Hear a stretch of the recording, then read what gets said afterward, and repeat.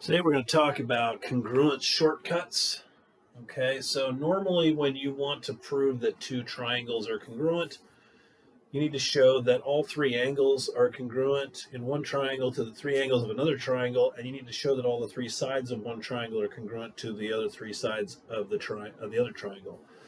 So with a shortcut, we don't need all six pieces, okay? So the first thing we're going to talk about before we get to that is something called the reflexive property.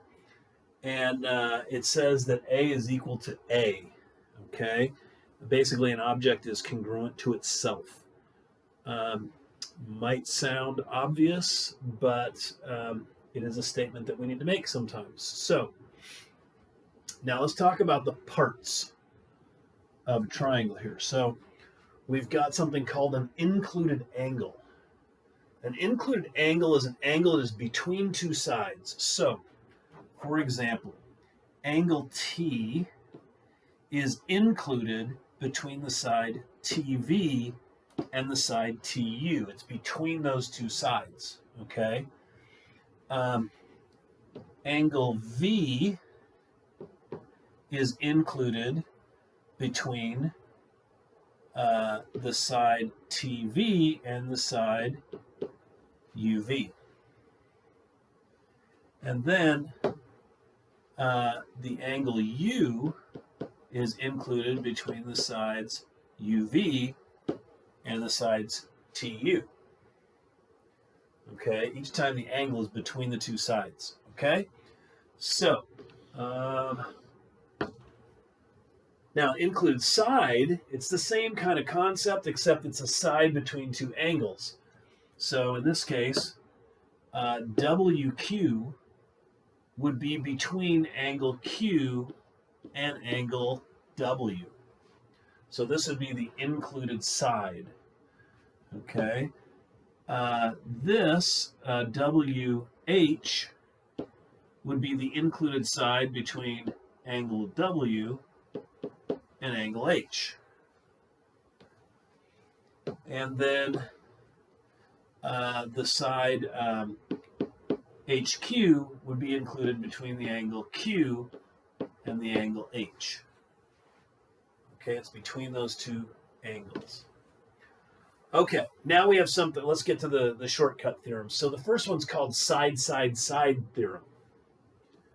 Okay, it says if the three sides of one triangle are congruent to the three sides of a second triangle, then the two triangles must be congruent. Okay, so this is what it looks like if you have a picture of it. Okay, so I have this side is equal to this side is equal to this side is equal to this side. So the three sides of triangle MNP are congruent to the three sides of triangle STV. That means that the triangles themselves must be congruent. So if I have this situation, I know that angle P is equal to angle V, angle M is equal to angle S, and angle N is equal to angle T automatically. Okay? That's called side-side-side. Okay, the side-angle-side theorem. Side-angle-side says if two sides and an included angle of one triangle are congruent to two sides and an included angle of a second triangle, then the two triangles must be congruent. So that looks like this. I've got AB equal to HJ. I've got BC equal to JK, and I've got the included angles B equal to angle J. Okay? That means that these two triangles must be congruent, and this down here is called a congruence statement.